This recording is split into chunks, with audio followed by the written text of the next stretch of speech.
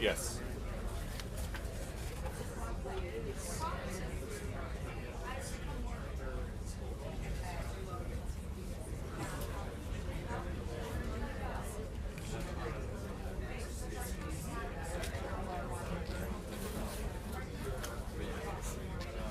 Yes, I got you.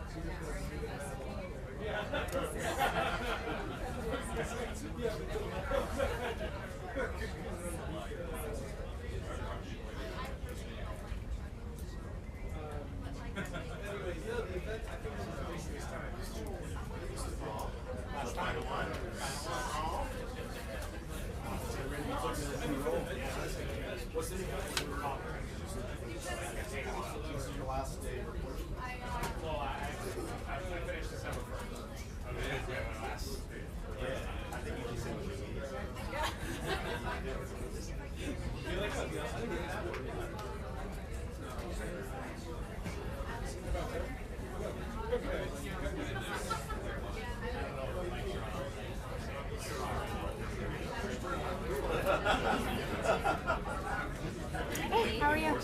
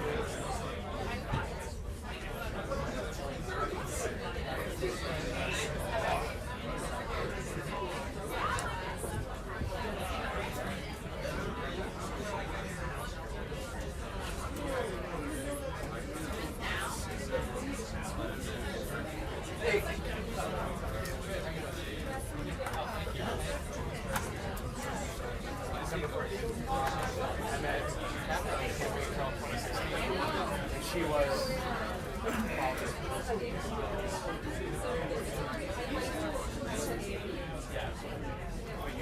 I knew that. She was the office reporter, and now like I'll be the editor. I heard that was a fun time. I heard that was a fun time. Are you Sedino today? Yeah. You want me to? I can use yours, and you can sit behind me. So you're a little higher. Like, yeah. I mean, that's fine.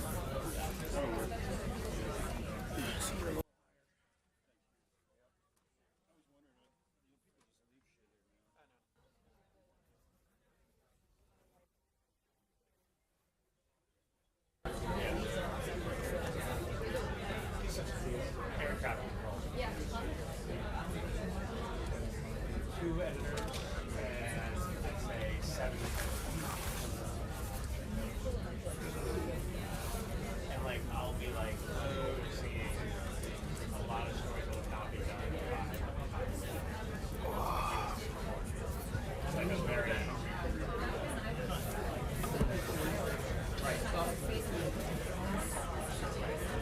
a lot of like Snug as a bug in a rug. yeah. Your new media today. Oh, you're British too.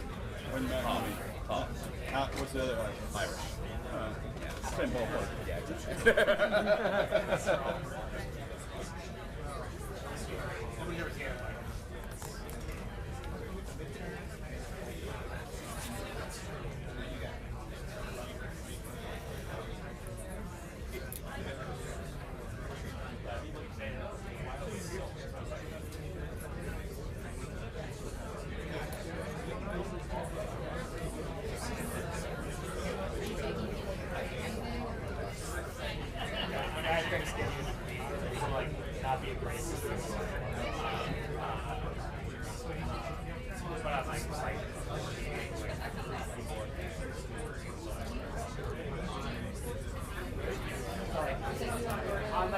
chart like on it, like hardboard seat. Yeah, so like there's like I had to send off one of my Mark IIs to get repaired because this dial just stopped working out of nowhere. Like a full Mark II? Yeah. Already? Yeah. I don't know why. Like there was no drop, nothing. It just This dial? this dial. It just popped off? No, it just stopped working. It just stopped registering. Like tried everything. It's getting yeah. It's getting delivered today. The fifth round. Okay.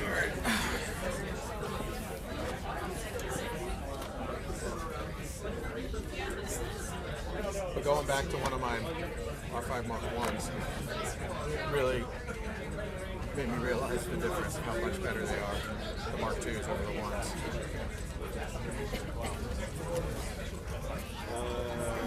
Yeah, all the way around.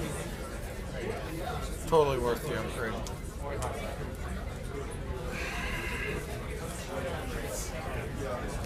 Good, how are you doing?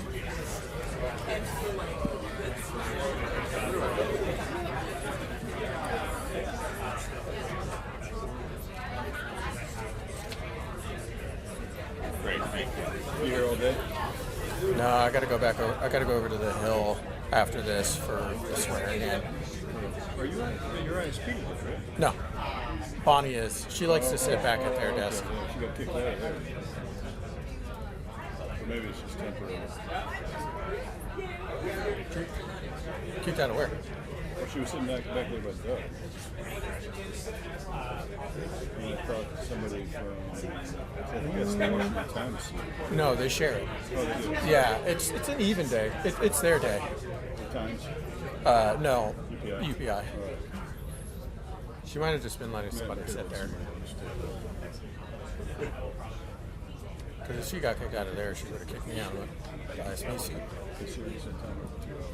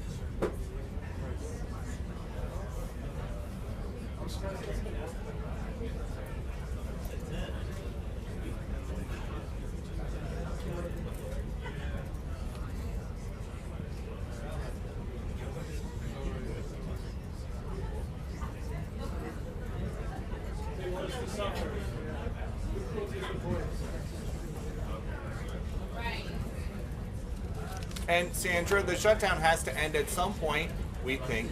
We expect to hear more details about that and the House opposition, potentially any Republican hurdles to getting this vote passed through the House later on tonight. There are also new questions about affordability. This morning, the Treasury Secretary, Scott Bessent, said he thinks prices are going to start to come down. People will start to feel better about inflation in the first or second quarter of 2026. So we hope to learn a little bit more about what exactly the delays are here, what the administration would blame on it taking until the first or second quarter of 2026. There's also this story out of with the special relationship with the UK, that the Brits are going to stop sharing intelligence with the United States that could be used to target cartel drug boats in the Caribbean.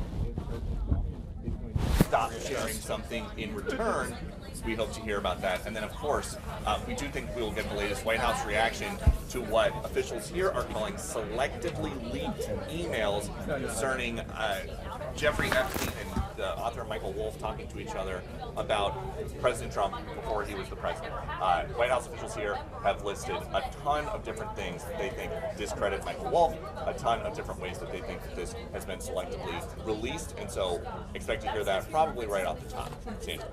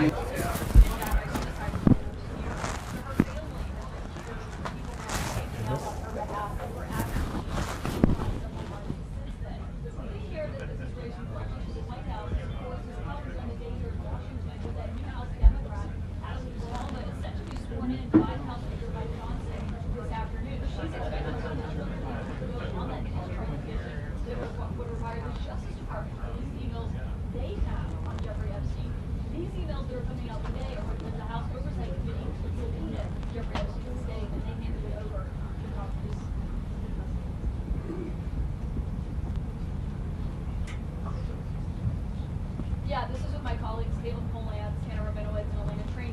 We are told that the White House is trying to meet with Republican Congress member Lauren Boebert. She is one of the Republicans who has voiced support for that discharge petition. There's only a handful of Republicans who have done so. And we are told that top officials, including the Attorney General Pam Bondi, the Deputy Attorney General Todd Blanche, and the FBI Director Cash Patel were all trying to meet with Lauren Boebert in order to that discharge her position on that discharge petition, given the way that she has spoken publicly about it, alongside Marjorie Taylor Greene, Thomas Massey, and Nancy Mace, in terms of voting for that. Something that could happen, of course, as soon as we see Karoline Leavitt sworn in. What's not clear is if those efforts by the White House have been successful or where that's going. But it does speak to the fact that the White House, how they're viewing this, is that they clearly do not want that discharge petition to go through or to pass. And there's questions of what would happen if it did pass the House, what the Senate would do with it, and of course how the White House and the Justice Department would respond to that.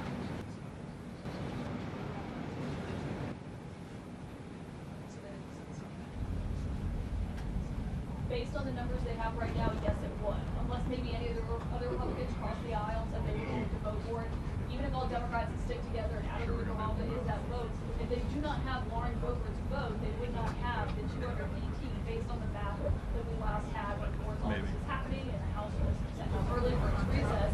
Those were the latest numbers. As you've seen, survivors of Jeffrey Epstein go up to Capitol Hill and meet the Republicans and meet the lawmakers and talk about their views on this. And so Lauren Boebert was one of those in favor. Last we know, she still is in favor of that. Whether or not the White House meeting with those top senior officials would change her mind, that remains to be seen, to be honest.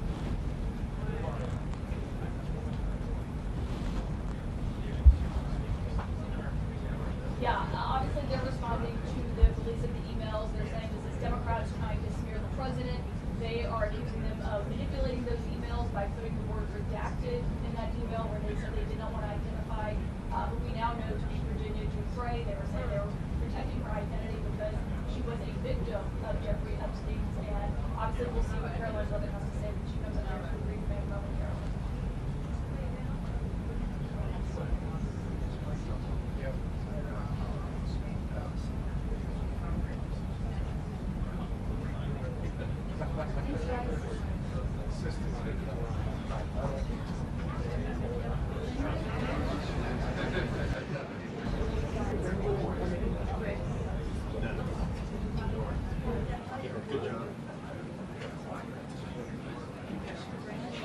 Yeah, apparently we have to keep the door open.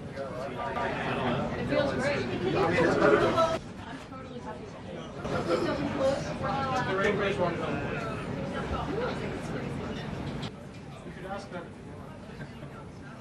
Challenging, I'm just asking because it's cool. Everybody knows it's cool.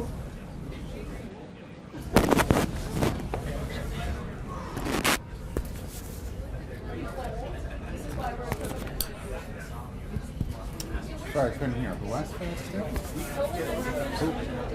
The Wranglers? Interesting.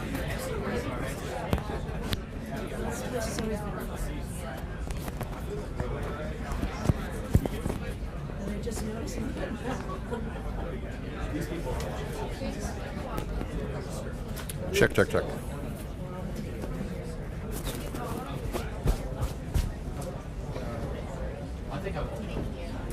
Builds character. That'd be good.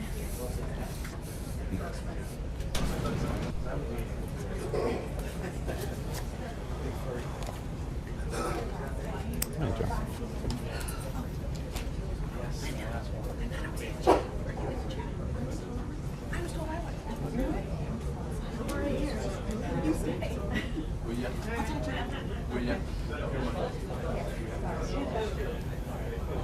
Absolutely.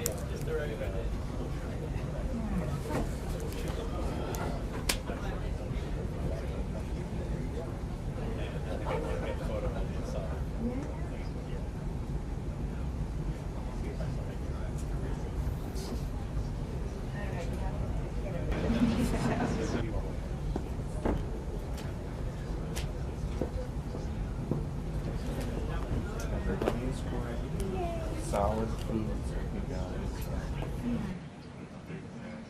But it's so fun.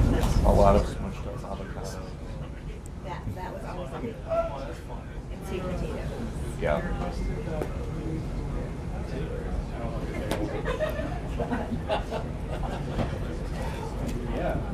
So it was.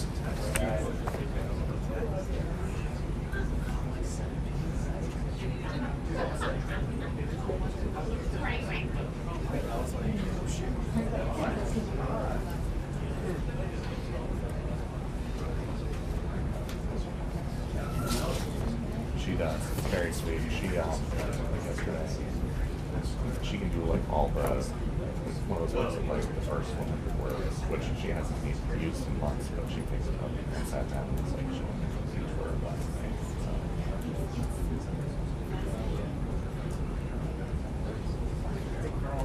You're lucky that I had a girlfriend. That's how I see it. Just take one away.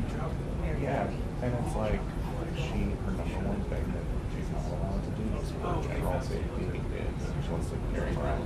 Oh, yeah. And it's like, but you know, she can push the stroller, or she can sit and hold him, or like when she's waking up in my house, put him in her crib with her, and she's just like, it's a really fun time. And he's like, he really is he's big. It's got, yes, it's got to be there. So once that's just a trap, it's like, oh, have another one.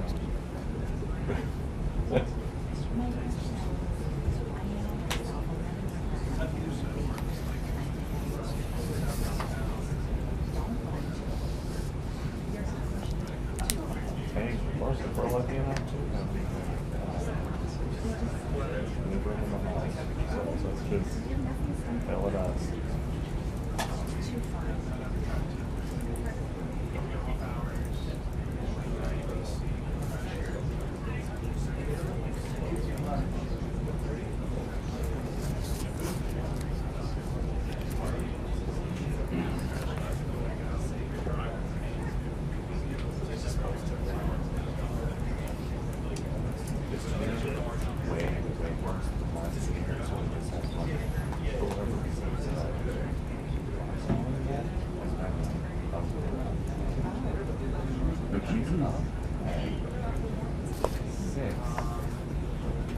And just get out of the bed, and it's up, and it's like, it's just not cool.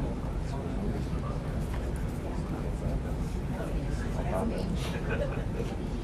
in. Like this morning I walked in. Good morning. She's just, good morning, and turns on the lamp.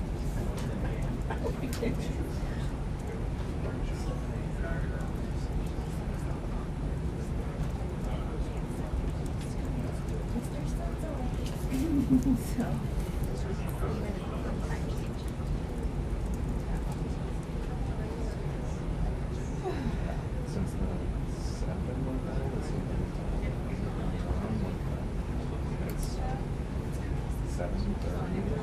7:30. It's like pretty much, for the most part, overwhelming sleep. It's crazy. The other parents in our neighborhood definitely don't like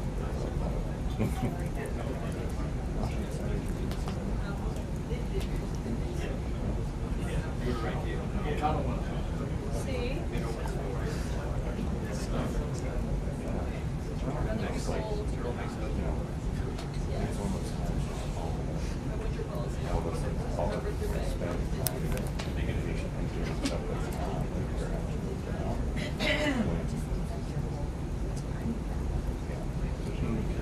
out. She asked before she came first, she was like, I don't know what I'm going to do, like now, and they were like, big every single day, you know,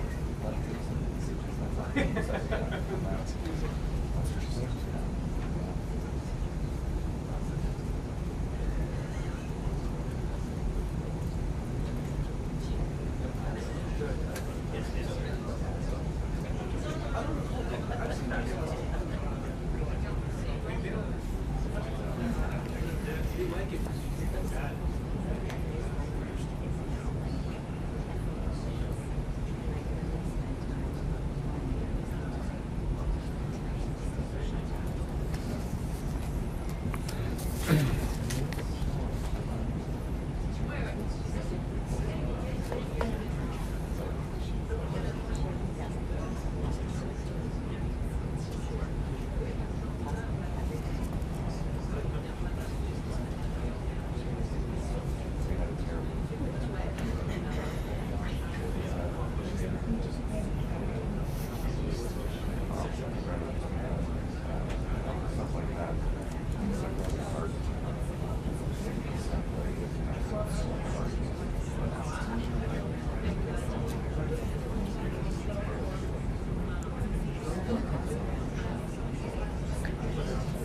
know.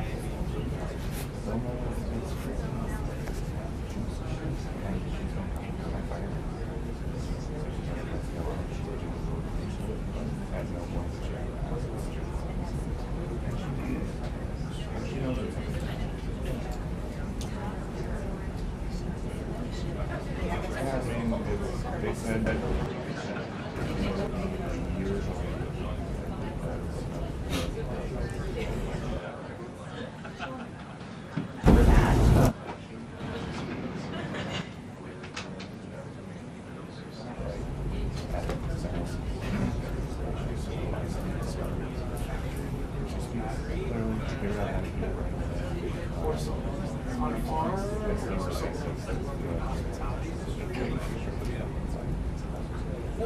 they think like it's just like batteries.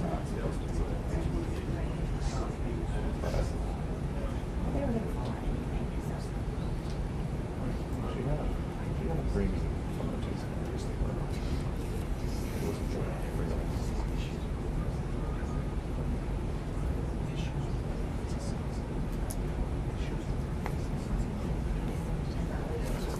That's what we do. It's crazy.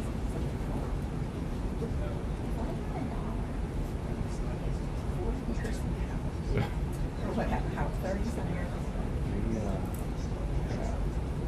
I don't think it's such an emotional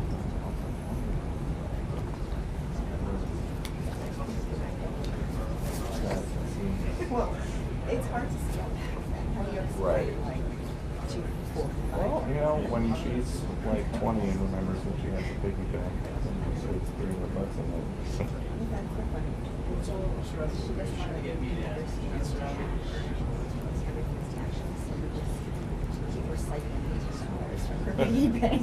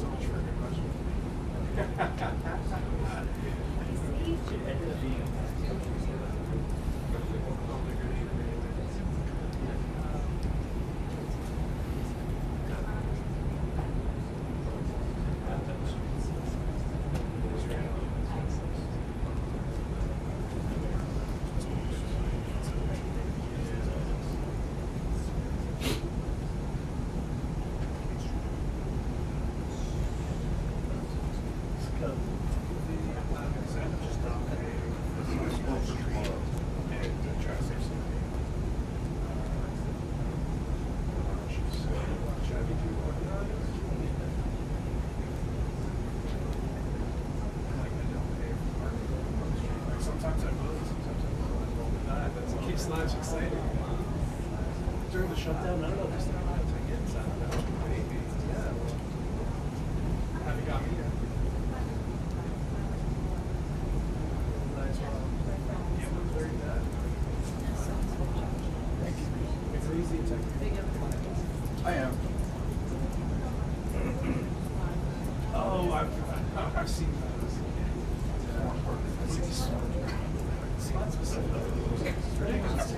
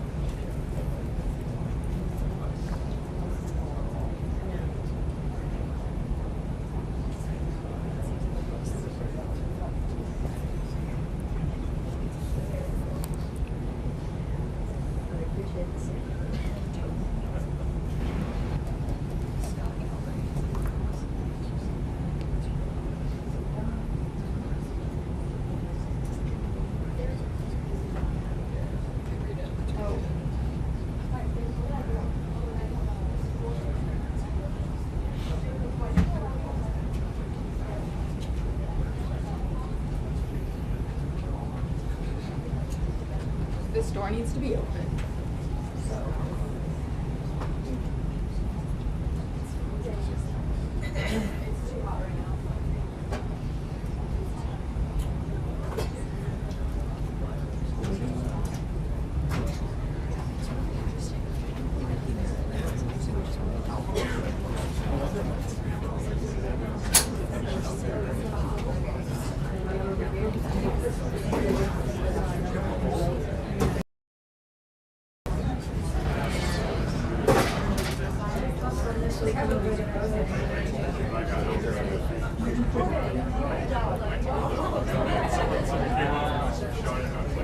Allison, can we borrow your blanket?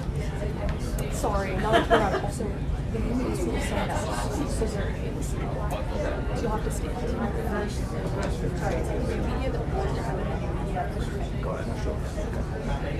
You're not going to let us in here anymore after this. What are you smoking?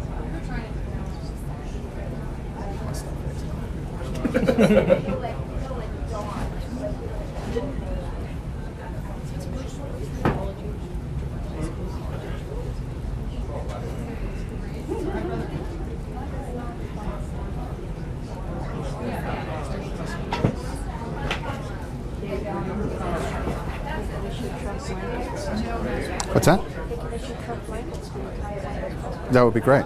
That'd be great. I mean, that would be great. I think, yeah, who needs sneakers when he can have Trump catch our blanket? That would be great.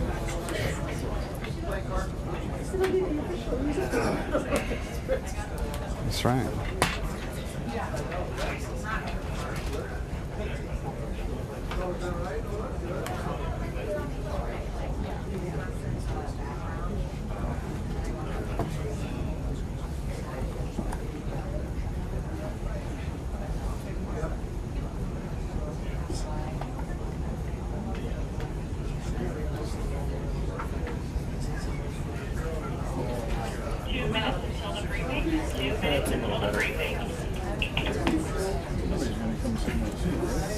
Yeah. There's enough room. I'm so sorry about you.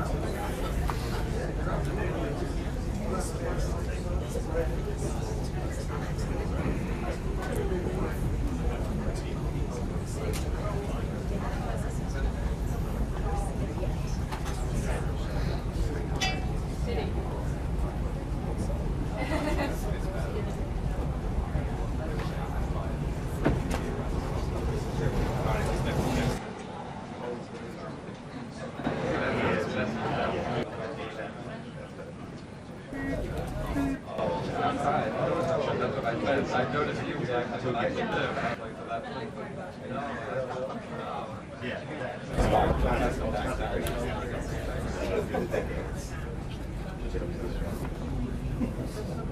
Yeah, I would guess that's true.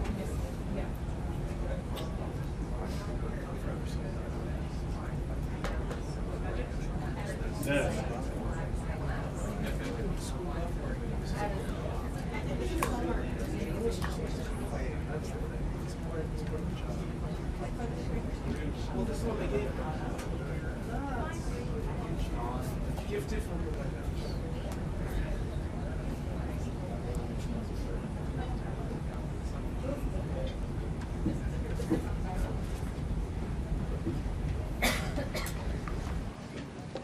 Good afternoon, everybody.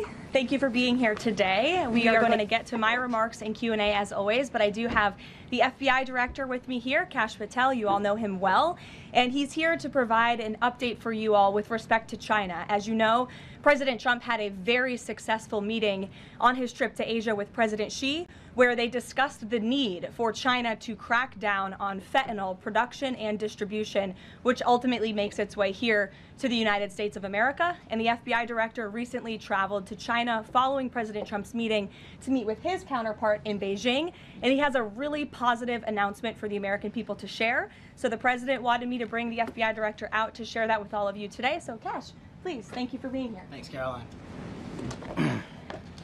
As Caroline mentioned, we have some tremendous news thanks to President Donald J. Trump once again for the American people. As soon as the President of the United States took office, he issued a mandate to rid America of the scourge that is fentanyl, a drug that has killed hundreds of thousands of Americans. Thanks to his leadership and direct engagements with China, we set up a framework to execute that mission 8 months ago. Attorney General Bondi immediately thereafter took steps to engage her counterpart in China at the Ministry of Public Security. Pursuant to their direct discussions, as the FBI director designated to run counterpoint on this, along with the Secretary of State Rubio and Ambassador Perdue and the team here at the White House, we set forward a path to implement the policy needed to crush the plague of fentanyl. Deputy Attorney General Blanche and our teams have been hard at work ever since, ultimately culminating in my trip to Beijing last week. This was only possible due to President Trump's historic engagement with President Xi just a few short weeks ago that set the stage for today's announcement. At that meeting, the leaders reached an agreement. But just to put this in frame for the American people, a reminder here that nearly 100,000 people died of fentanyl overdoses just last year alone.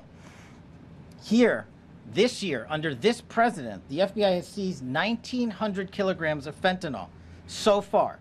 That is a 31% increase from the same time period last year. To put it in perspective, that's enough fentanyl to kill 127 million Americans. Fentanyl precursors are what makes up fentanyl. While we, the interagency, the Department of Justice, have been fighting hard to seize and stop drug traffickers, we must attack fentanyl precursors, the ingredients necessary to make this lethal drug. That was the sole purpose of my trip to China, to eliminate these precursors. And if successful, we would suffocate the drug trafficking organization's ability to manufacture fentanyl in places like Mexico. This was the first time an FBI director has been to China in over a decade and received the audience with his counterpart to address this matter directly. And again, thanks to President Trump's direct engagement with President Xi, the government of China committed fully to my engagement there on the ground in Beijing at a level never seen before. While at Ministry of Public Security headquarters, I met with my counterpart at MPS, where the Chinese government agreed on a plan to stop fentanyl precursors. What does that mean? The People's Republic of China has fully designated and listed all 13 precursors utilized to make fentanyl. Furthermore, they have agreed to control 7 chemical subsidiaries that are also utilized to produce this lethal drug. Effective immediately, essentially, President Trump has shut off the pipeline that creates fentanyl that kills tens of thousands of Americans. These substances are now banned, and they will no longer be utilized by the Mexican drug trafficking organizations or any other DTOs around the world to make this drug. This historic achievement has saved tens of thousands of lives. This historic achievement would not have been possible without the tremendous team of President Trump, the Attorney General, the Department of Justice, the Federal Bureau of Investigation, and Ambassador Perdue in China, whose ground-level engagements were imperative to achieving this result. This is yet another example of how President Trump defends the American people, provides security for the American people, and puts the American people first. This is a historic first-in-its-kind achievement by any president to stop the scourge of fentanyl, and it should be championed by every single American. This achievement will save lives. We are thankful for President Trump's steadfast leadership, and this FBI will fearlessly follow in his footsteps to ensure that this mission of safeguarding the American public is achieved every single day. Thank you. Thanks, Caroline. Cash. Thank you so much. Appreciate it. Okay. Thank you again, Director Patel. Before we get going, I do have one quick scheduling announcement. Tomorrow, President Trump will be joined by the First Lady in the East Room for an executive order signing aimed at expanding opportunities for education, career development, housing, and other resources for young people transitioning from foster care to adulthood. This is part of the First Lady's Fostering the Future efforts, which are a Be Best initiative. In other news, the Democrats dragged on the government shutdown for 43 days, the longest shutdown in U.S. history. But tonight, thanks to Republicans, the White House is very hopeful that this shutdown is going to come to an end. The damage caused by the Democrats with this reckless government shutdown cannot be forgotten. It is entirely the fault of the Democrat Party. Just look at the vote count. Hundreds of thousands of federal employees have missed their paychecks. Tens of billions in wages and benefits were withheld, impacting vulnerable families. Millions of low-income Americans missed their SNAP benefits. Nearly 20,000 flights at airports across the country were delayed due to staffing shortages, causing Americans to miss family events, vacations, and work obligations. According to Airlines for America, an estimated 5.2 million travelers have had their flights disrupted over the course of the Democrat shutdown. And our economy has lost billions and billions of dollars in economic activity over the course of this shutdown, hurting consumer sentiment and crushing the travel and hospitality industries. According to a CBO estimate, the Democrat shutdown could end up decreasing fourth quarter economic growth by 2 whole percentage points. The Democrat shutdown made it extraordinarily difficult for economists, investors, and policymakers at the Federal Reserve to receive critical government data.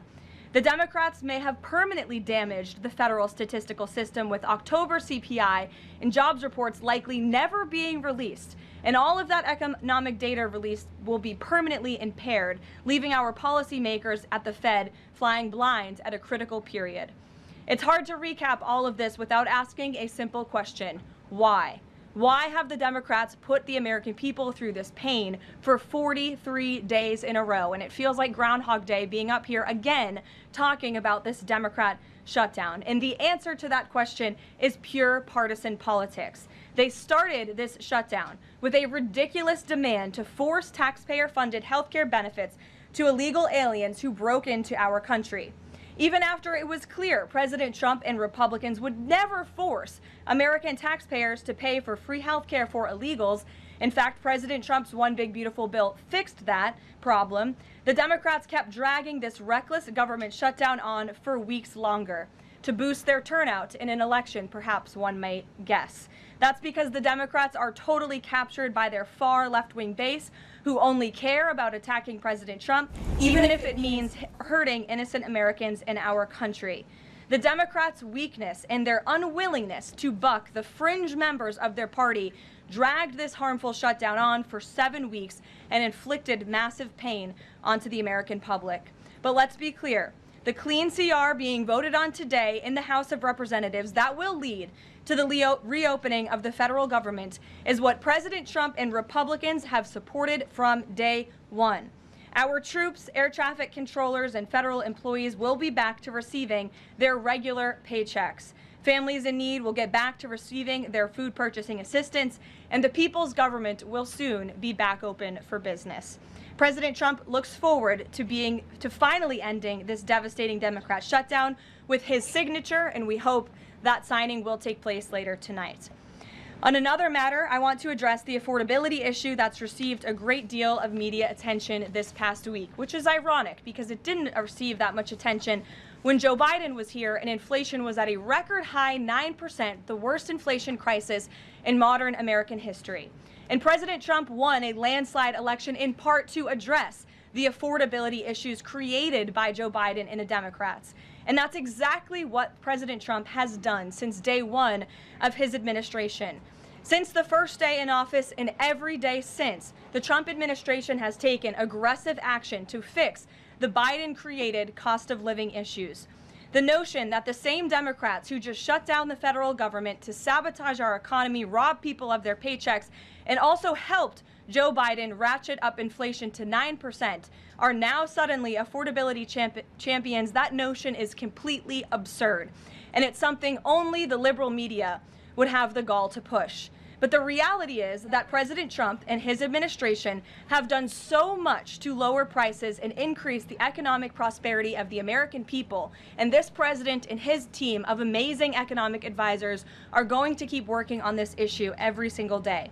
In less than 10 short months, President Trump signed the largest middle-class tax cuts in American history, including no tax on tips, overtime, and Social Security, which will guarantee that next year Americans are going to put more money back into their pockets. The president has completely unleashed American energy dominance to help bring gasoline prices to the lowest in 5 years, and we expect them to continue to decrease And it has also lowered energy costs overall. There is more work to do, but again, the president's deregulatory and pro-American energy agenda is absolutely going to continue to drive down prices.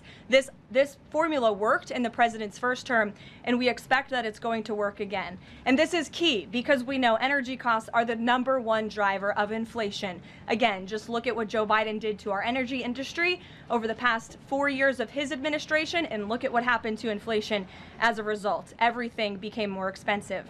To lower prescription drug prices and healthcare costs, the president has been working around the clock on this issue. He is obsessed with negotiating these good deals on behalf of the American people to bring down pharmaceutical costs and drug costs for Americans. And he has done so on a number of fronts. You have seen him discuss that in the Oval Office several times. To fuel small businesses, lower their costs, and incentivize hiring, the Trump administration has already cut 30 unnecessary regulations for every new one on the books, which we know will save employers and small businesses across the country thousands of dollars in regulatory burdens. All of these pro-Trump policies are working, and they will continue to work. Wages are rising at the fastest pace of the start of a presidential administration in 60 years. The cost of the typical new mortgage is down by nearly $3,000 per year. There's much work to do, and this administration will continue to do it. But President Trump has already made great progress in cleaning up the economic disaster that was created by Joe Biden. With that, I will take your questions today, and in our new media seat, we have Bev Turner, who works for a new outlet, a UK outlet, but based here in Washington, D.C., GB News. Bev, thank you for being here today. Why don't you kick us off? Thank you, Caroline. So the clock is ticking on the Friday deadline by which the BBC must retract and apologise for their malicious edit of the president in the documentary shown last year. The recently resigned Director General of the BBC yesterday described the organisation as the very best of society and blamed the enemies of the BBC for this outcome. Also yesterday, a senior government minister launched a fierce defence of the channel in the House of Commons, saying that the broadcaster remains a light on the hill for people all over the world. So, does the president feel that the network is taking the situation seriously? Does he believe that they've shown sufficient regret? Does this strain the relationship between the president and the prime minister? And given that the organisation is publicly funded, is the president prepared to bankrupt the BBC in his pursuit of truth and justice? Well, thank you, Bev. There's a lot of questions in one there. I will say I know the president has a very good relationship with Prime Minister Starmer. You have been there. You've seen them in their interactions. You've questioned both leaders in your time joining us when we've gone to the United Kingdom a few different times now. However, he has always been very frank when he disagrees with leaders, even whom he has a good relationship with. And the BBC, being a fair news organization, is definitely an outlet. I think these two leaders would disagree. The president has made it very clear that this is a leftist propaganda machine that is unfortunately subsidized by British taxpayers, and he thinks that's extremely unfortunate for the great people of the United Kingdom and Great Britain. And I think that the president was deeply concerned by the editing, the purposeful and dishonest editing of his speech that was so clearly fake news, and he rightfully dubbed that term many years ago, and this is a classic example of that. We see it in the United States all the time. We see it now in the United Kingdom. As you know, the president's external legal counsel has filed a lawsuit against the BBC. We expect that to continue, and whether they apologize or not is up to them. Thanks for being here, Bev. Ouija. Thank you, Caroline. Sure. I have your statement about the new Epstein emails that have been released by House Democrats. Separate from why you believe the emails were made public, can you address their substance? Did the president ever spend hours at Jeffrey Epstein's house with a victim? These emails prove absolutely nothing other than the fact that President Trump did nothing wrong. And what President Trump has always said is that he was from Palm Beach, and so was Jeffrey Epstein. Jeffrey Epstein was a member at Mar-a-Lago until President Trump kicked him out because Jeffrey Epstein was a pedophile and he was a creep. And this email you refer to with the name of a victim that was unredacted now and has since been reported on in this room, so I will go ahead and say it, Virginia Giuffre. And it was CBS's own reporting, Ouija, that recently wrote that Miss Guthrie maintained, and God rest her soul, that she maintained that there was nothing inappropriate she ever witnessed, that President Trump was always extremely professional and friendly to her. And so I think it's a question worth asking the Democrat Party, and you should all go ask them after this briefing, of why they chose to redact that name of a victim who has already publicly made statements about her relationship with Jeffrey Epstein and is unfortunately no longer with us. Mary. Thank you, Karoline. 2 questions on this. In the interest of transparency, why not just go ahead, release the full files on Epstein, get this all over with? This administration has done more with respect to transparency when it comes to Jeffrey Epstein than any administration ever. In fact, this administration, the Department of Justice, has turned over tens of thousands of documents to the American people. We are cooperating and showing support for the House Oversight Committee. That's part of the reason you are seeing these documents that were released today, because of the House Oversight Committee's and Republicans' efforts to get these out to the public. This administration also moved, the Department of Justice also moved to unseal grand jury testimony, which we know, unfortunately, a judge declined those requests. So this administration has done more than any, and it just shows how this is truly a manufactured hoax by the Democrat Party. For now, they're talking about it all of a sudden because President Trump is in the Oval Office. But when Joe Biden was sitting in there, the Democrats never brought this up. This wasn't an issue that they cared about because they actually don't care about the victims in these cases. They care about trying to score political points against President Trump, as we have, of course, seen with this government shutdown. And this entire thing, again, it's not a coincidence to the American people at home. There are no coincidences in Washington, D.C. And it is not a coincidence that the Democrats leaked these emails to the fake news this morning ahead of Republicans reopening the government. This is another distraction campaign by the Democrat and the liberal media, and it's why I'm being asked questions about Epstein instead of the government reopening because of Republicans and President Trump. But given your interest in transparency, Karoline, why are White House officials then meeting with Representative Boebert in an effort to try and get her to not sign this petition calling for the release of the files? Doesn't it show transparency that members of the Trump administration are willing to brief members of Congress whenever they please? Doesn't that show our level of transparency? Doesn't that show the level of transparency when we are willing to sit down with members of Congress and address their concerns? That's a defining factor of transparency. Having discussions with members of Congress about various issues, and I'm not going to detail conversations that took place in the Situation Room in the press briefing room. Reagan. I have a question about the government shutdown. Thank you. I'm glad someone does. First, on the government shutdown, the shutdown deal reverses the administration's reps, and it also prohibits more from happening until the end of January. I'm wondering if the president had input on this element of the deal, and if he's at all disappointed that's going to reverse the downsizing of the federal government that they did during the shutdown. I mean, look, I think it's about 6,000 workers total. When you look at that in comparison to the reduction in the federal workforce that this administration has done since January to get rid of the waste, the fraud, the abuse, and to reduce the size of our federal bureaucracy, we've done a lot of great work on that front, and we will continue to. But obviously, the president's main priority was to reopen the federal government and get people back to work, and that's what this deal accomplishes. There's been reports in Israeli media that the U.S. is considering building a temporary military base on the Gaza border. Can you confirm these reports? So I had a conversation directly with the reporter who wrote this article, and this article was based on a single piece of paper, an inquiry that somebody in the Department of Navy made about an idea that may happen in the future.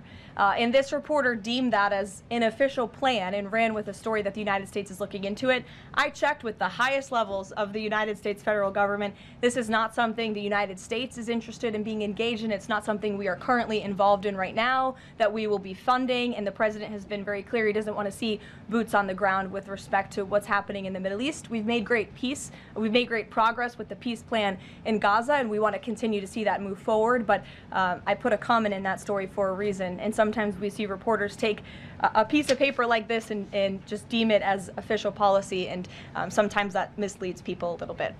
Sure. There's been a question about UK intelligence sharing regarding the drunk interdictions involving Venezuelan boats. How will that affect the U.S. military operation? There's been a lot of discussion about the high caliber of the intelligence that has been provided. before any of these military actions had taken place. I've seen that report. Oh, hello. I've seen that report. I'm familiar with the reporting, but we don't comment on intelligence matters, classified intelligence matters, as you know. As for the Trump administration's position on our narco-terrorist campaign in the Caribbean, it is going to continue, and the president has made it very clear he's not going to allow terrorists to bring illegal drugs that kill American citizens into our great country. Sure, John. I'll go to John and then Zolan. Go ahead. Thank you so much. Trump has talked about sending out $2,000 checks to U.S. citizens. Earlier this year, he also talked about sending a Doge dividend. That didn't materialize. Should U.S. Citizens expect the $2,000 proposal? Is the White House committed to making that happen? The White House is committed to making that happen, yes, and we are currently exploring all legal options to get that done. I don't have a timeline for you or any further details, but I can confirm for you that the president made it clear he wants to make it happen, and so his team of economic advisors are looking into it, and when we have an update, we'll provide one. Solon. You said at the top that one of the costs of the government shutdown was that people missed their SNAP benefits. Can you explain then why the administration went to court to fight the funding of food stamps and SNAP benefits? So recipients missed their SNAP benefits because the Democrats shut the government down, and they forced the administration to tap into a contingency fund that did not even fund the full entirety of this program.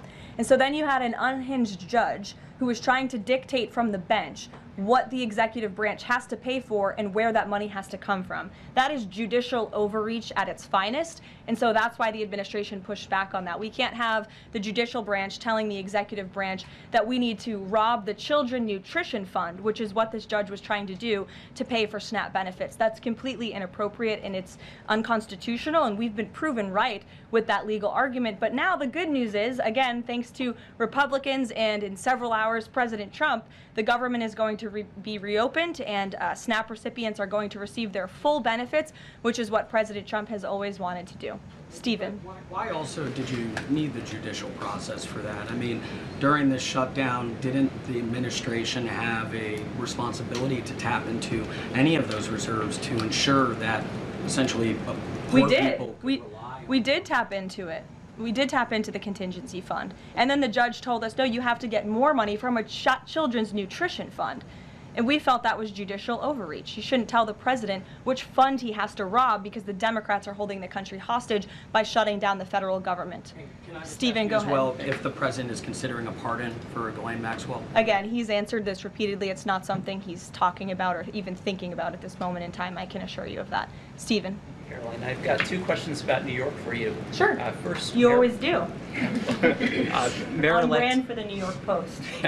Mayor-elect Mamdani, he said that he plans to reach out to President Trump and that, quote, this is a relationship that will be critical. Does the White House have a response to this planned outreach?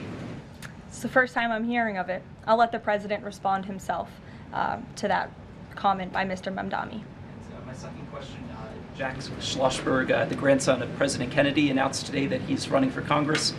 He, in the recent past, has referred to his uncle, the HHS secretary, as, quote, a rabid dog, and he has said that the Trump administration is, quote, the most corrupt in American history. Does the White House have a comment on this sort of comment from a rising star in the Democratic Party? I don't even think such ridiculous comments are worth responding to. Obviously, those things are not true. And Secretary Kennedy is doing a phenomenal job bringing transparency and the gold standard of science back to our healthcare system. Eamon. Thank you, Caroline. The president's hosting a number of Wall Street CEOs for dinner tonight here at the White House. Can you give us the names of the CEOs who are going to be here and give us a sense of what the president's message to Wall Street is going to be tonight? I don't have a full list for you in front of me, Eamon. I know you've reported on some names and we've helped you navigate whether those names were truthful or false. But I know the president actually plans to bring some of you into the dinner tonight. So you'll see for yourself in several hours if that's okay with you. And there's been some reporting that the White House is frustrated with Bill Pulte and the rollout of this proposal for a 50-year mortgage. Can you tell us if the White House is frustrated with that rollout and if the White House still supports the idea of a 50-year mortgage for Americans? This is a proposal that the president himself has commented on. I would defer you to the president's statements, and it's something that the administration is discussing and seriously looking into. Sure. Thanks, Danny, and then go ahead. Thank you. Some Democratic members of Congress have invited Britain's former Prince Andrew to testify on the Epstein scandal. I was just wondering if President Trump thinks that former Prince Andrew should indeed come and testify to Congress on that. I haven't spoken to him about that specific matter, but I can ask him and get back to you. On the government shutdown, the president and House Republicans have made clear they were not going to negotiate health care strategy or policy while the government was shut down. Now, assuming that it reopens tonight, is the president intending to invite any Democrats over to have negotiations over these subsidies or any other plan to bring down the cost of health insurance? I will just add that, as you pointed out, the Democrats were holding our country hostage to try to negotiate on a healthcare system that they created. Obamacare, as it's famously called, is a system the Democrats created. It is a broken system. It has driven up healthcare costs dramatically in this country. And now they shut the government down to try to fix that system they broke. It doesn't make any sense to us, which is why the president said that's a completely untenable position. However, once the government reopens, the president, as he's always maintained, is absolutely open to having conversations about healthcare. And I think you'll see the president putting forth some really good policy proposals the Democrats should take very seriously to fix, again, the system that they broke. You can't trust the same people who broke the system to fix it, and so the American people will continue to hear from the president on this issue. Follow up on the question about the $2,000 payments off tariff revenue. The president had also talked about using tariffs to bring down the national debt.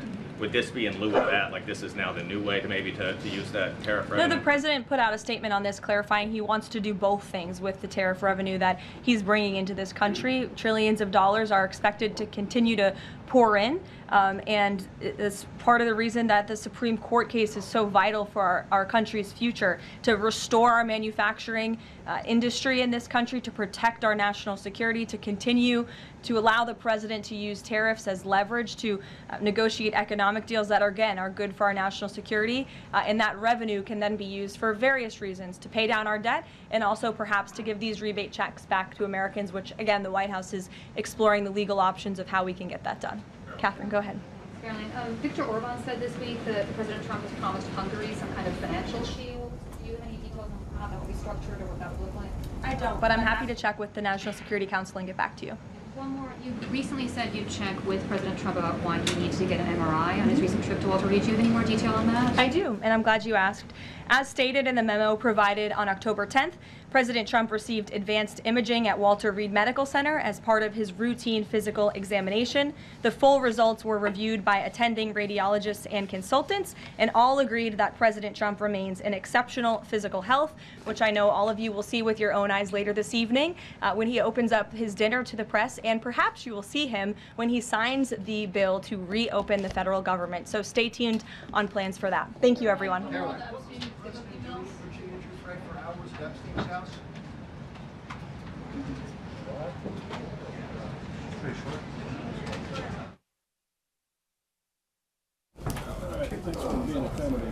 always, man. I only ask is to hand this school behind.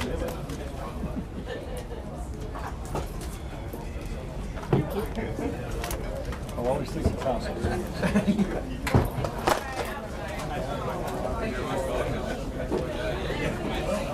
Next time.